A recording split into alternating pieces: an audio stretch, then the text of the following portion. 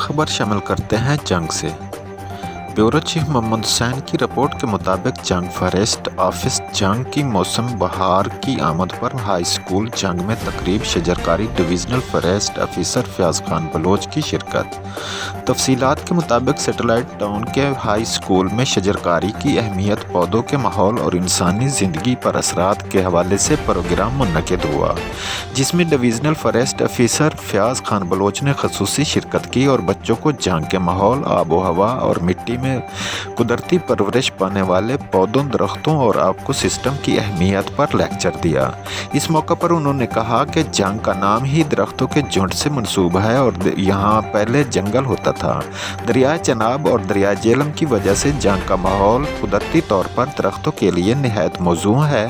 School director मसफ Farooq ने कहा कि सांदल बार का मरकजी खित्ता होने के बावजूद माजी में जंग में शजरकारी पर ज़्यादा जोर नहीं दिया गया और अगर की भी गई है तो उसकी हिफाजत उन्हें की गई है, जिसकी वजह से दरख्तों का तनासब इंतहाई कम है। प्रोग्राम में बच्चों ने महकमा जंगलात के अफसर से सवालात भी किए और अपने अमली इल्म में इजाफा किया।